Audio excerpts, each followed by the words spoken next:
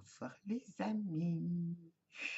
Une petite vidéo avec plaisir. Ça fait déjà 1 heure que je mijote à ce que je vais vous dire. Et puis encore une fois, je vais partir à l'arrache. Je ne sais pas où je vais. Donc aujourd'hui, jour 98 pour les Français, 98 pour les Belges, du défi magie. Et le sujet me parlait aujourd'hui. Ah bon. Mais en fait, c'est en écoutant d'autres personnes que je me dis, ah bah oui, il faudrait peut-être que je lise qui a son défi aujourd'hui. Et là, ça me parle. C'est notre pouvoir co-créateur, n'est-ce pas? Et notre propre pouvoir.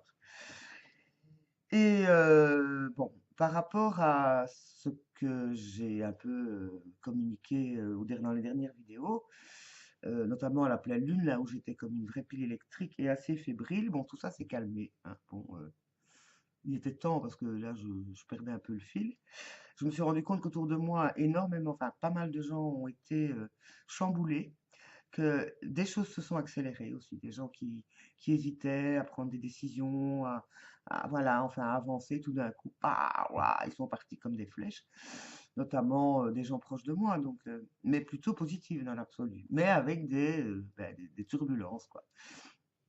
Alors en ce qui me concerne, moi je me suis accrochée avec ma sœur, j'ai été tout à fait prise de court pour des vétilles en gros, hein, mais bon, j'ai ressenti très fort la blessure du rejet. Mais j'étais secouée, pas tant par ce qui s'est passé dans les faits, mais par le ressenti. Je me suis dit, mais waouh, je n'imaginais pas que je pouvais encore être autant atteinte par ça, quoi, par ce rejet qui fait quelque part, venant de ma sœur, n'était peut-être pas tout à fait conscient d'ailleurs, mais qui a été, ouh, elle m'a rentré dedans avec des jugements, des trucs. Je crois qu'elle n'était pas très claire non plus. Enfin bon, je ne vais pas vous raconter les détails. Toujours est-il qu'il m'a fallu presque 2 jours pour m'en remettre, en me disant, mais qu'est-ce que je dois comprendre de ça? Qu'est-ce que je dois faire avec ça, quoi? Je veux dire, parce qu'on s'est calmé très vite et bon, les choses se sont arrêtées, hein, je veux dire, moi, quand il y a un conflit qui arrive, s'il ne me concerne pas, et c'était le cas, c'était pas vraiment, bah, c'était un rapport entre elle et moi, bon, ben, fratrie, tout ça, bon. D'après une copine, parce que là, j'étais tellement déboussolé qu'il a bien fallu que j'aille déposer ça auprès des personnes référentes autour de moi, donc ma meilleure copine qui est retournée en Espagne et mon vieux cops Didier qui connaît bien ma sœur et qui nous connaît bien. Et donc j'ai écouté leur ressenti par rapport à ce que je disais. Et effectivement, je me suis vite aperçu à un moment, en écoutant leur ressenti, il ne faut pas que je fasse une image d'ennemi parce que quelque part, ce miroir, j'ai autre chose à comprendre. Et ça m'a fait venir à aller revoir et revoir les vidéos de Franck Lobvet qui, moi, me scotchent à chaque fois parce que ça ouvre vraiment les perspectives au niveau du temps, de l'espace, de ces fameux doubles, triples et autres avatars que nous avons laissés dans le temps avant, après. Je ne sais pas si c'est vrai, hein, mais j'aime beaucoup cette vision des choses. Et je ne vais pas vous faire mon résumé par rapport à ça. Je vais essayer de me recentrer sur le sujet du jour. Je voulais dire que c'était toujours cette histoire de vibration et d'énergie dont j'ai parlé aussi. Et effectivement, je pense que le défi magie, pour moi, même si j'ai trouvé que j'accrochais moins que le défi précédent, qui était la première saison, donc là, il y avait l'habitude du fonctionnement, on peut dire. Là, je me suis un peu détachée, mais je peux dire que le défi magie, c'est un peu l'application du défi intuition. Parce que le défi intuition, c'est reconnaître son intuition et s'en approcher. Le défi magie, c'est l'application. Avec tous les outils qu'on nous propose et que j'utilise ou pas, hein. Bon, chacun fait comme il le sent. Donc c'est vrai, c'est-à-dire reconnaître son propre pouvoir, reconnaître ses propres outils, comment on les utilise et dans quel but. Et finalement, si je fais un flashback sur mon histoire par rapport à la magie, ou en tout cas tout ce qui touche à l'invisible, euh, très jeune, bon, j'ai toujours été un peu attiré par les choses un peu mystérieuses, que ce soit les extraterrestres, le paranormal, les fantômes, les choses magiques et tout. J'ai toujours adoré tout ça, hein, les contes, les légendes, les histoires, hein, ça a commencé avec les fées quand j'étais petite, et puis les princesses, et puis voilà, ben, comme tout le monde, quoi. Et puis, l'imaginaire, bien sûr, hein. Donc, on m'a toujours dit, enfin, on m'a souvent dit que j'avais des capacités de voyance, que j'étais médium. À ce propos, je vous raconterai après une petite anecdote qui m'est arrivée très jeune. Enfin, très jeune, j'avais dans les 22, 23 ans, par là.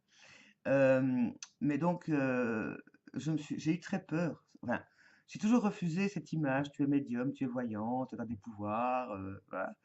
Parce qu'effectivement, et Arnaud en parle bien dans le texte lié au jour d'aujourd'hui, il parle de la peur ou de la peur de la manipulation, ou d'être manipulé ou de manipuler. Et moi, c'est plutôt ça que j'avais peur. Je me disais, mais qui suis-je pour dire des choses que je capte? Et si je me trompe, ou si ce que je dis oriente les personnes vers quelque chose qui pourrait leur nuire, parce que moi j'ai abordé la divination des cartes à jouer quand j'avais 12 ans, 12-13 ans, et avec des petits livres et tout ça, et ça m'amusait beaucoup, mais malheureusement, ce que je prédisais arrivait, ou à peu près. Donc, j'ai eu très peur. Donc, j'ai arrêté tout ça, enfin, en tout cas, à ce moment-là, j'ai eu très peur. Et plus tard, quand j'ai commencé l'astrologie et que j'ai commencé à faire des cartes du ciel pour m'entraîner, les gens venaient me poser des questions et venaient me demander des réponses que je n'avais pas.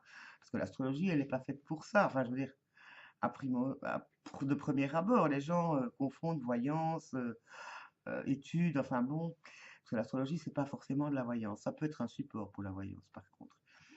Et donc, j'ai fait donc cette formation Gestalt que j'ai abordée en 2005.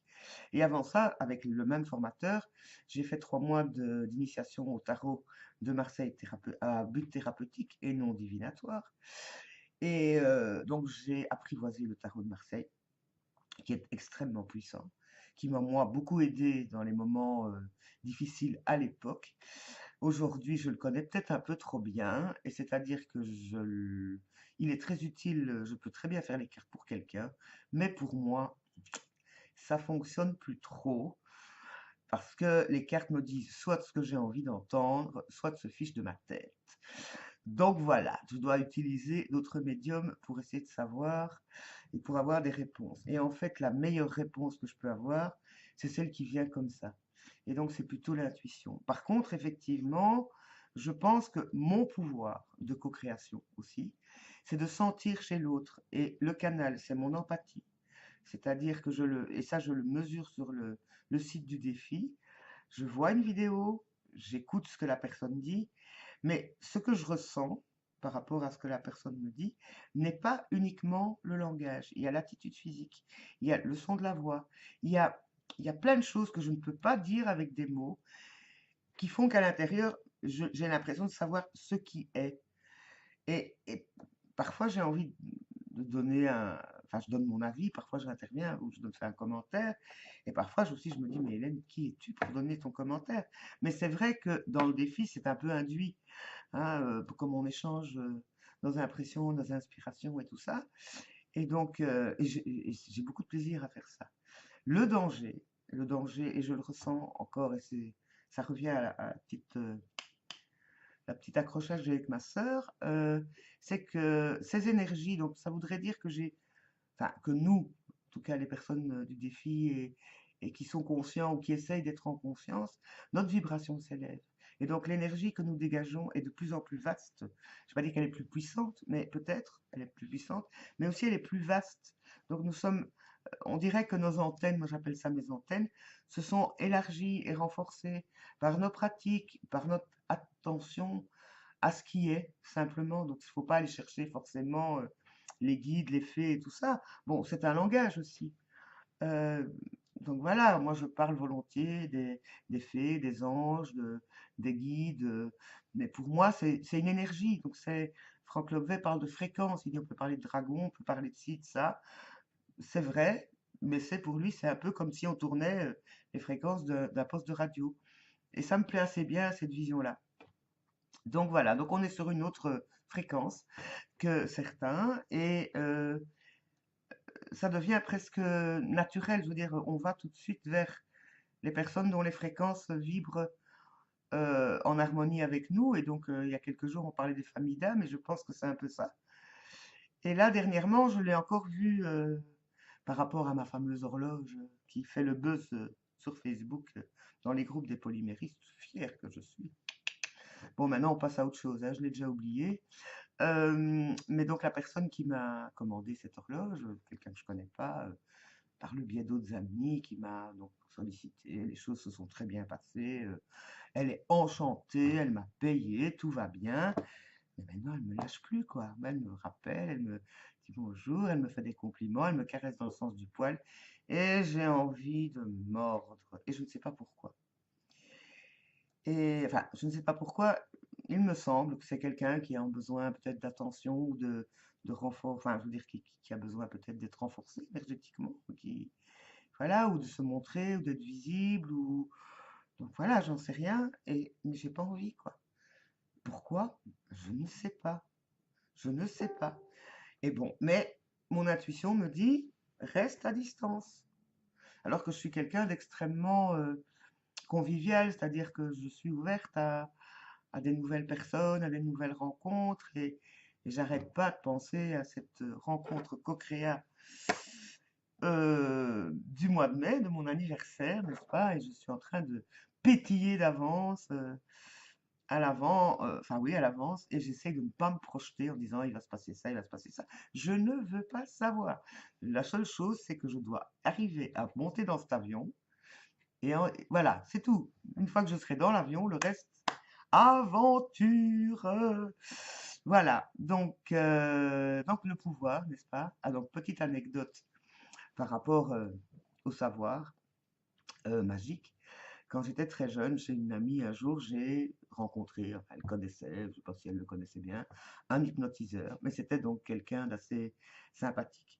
Et donc, on avait parlé hypnose et tout ça, et elle estimait que c'était de la manipulation.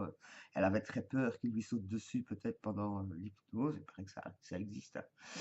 Et donc, il m'avait demandé, et toi, il dit, qu'est-ce que tu penses de l'hypnose? Je lui dis, moi, je dis, je veux bien me laisser hypnotiser, mais je veux bien, mais à condition qu'il y ait quelqu'un qui est témoin. Donc, je veux une personne observatrice, disons. Et il me disait, parce que toi, il dit, avec toi, l'hypnose, il dit, tout ça, t'es médium, il dit ça. C'est sûr que ça peut être fort fabuleux.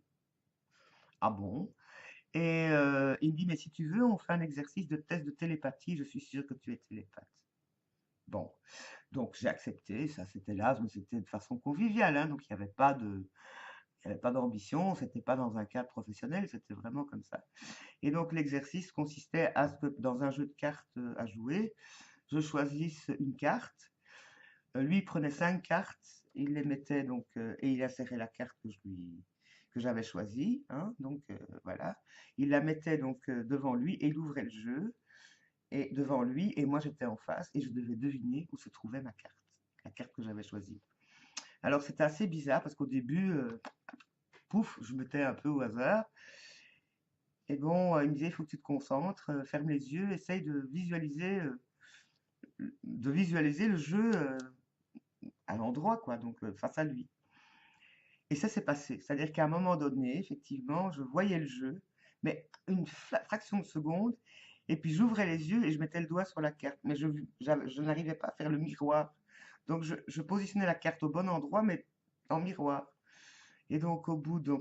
Il disait il faut le faire 10 fois pour statistiquement que on puisse voir hein, ton taux de capacité télépathique. Donc j'ai déjà fait un 7 sur 10, ce qui paraît-il assez... La moyenne des gens c'est 4, hein. Moi j'étais déjà à 7 sur 10. Et puis on a refait le même exercice mais avec 10 cartes. Donc il y avait 11 cartes, donc je mettais la 11e. Et là, après un moment, c'était à tous les coups. Là, c'était à tous les coups. J'avais trouvé le canal, on aurait dit. Et puis après, ça, c'était plus rien. Il m'a dit là, t'es crevé.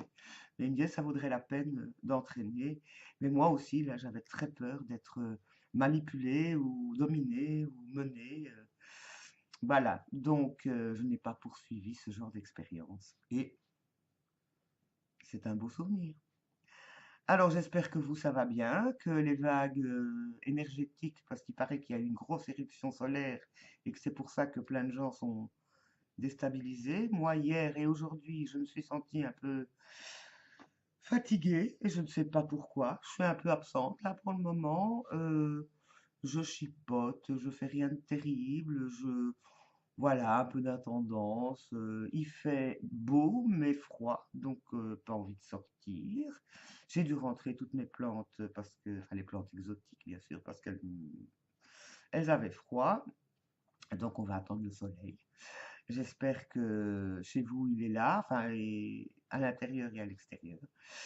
Et donc je vous fais un gros bisou. Je vais bientôt faire mon bilan. Enfin, on va essayer, hein. Je sais pas trop.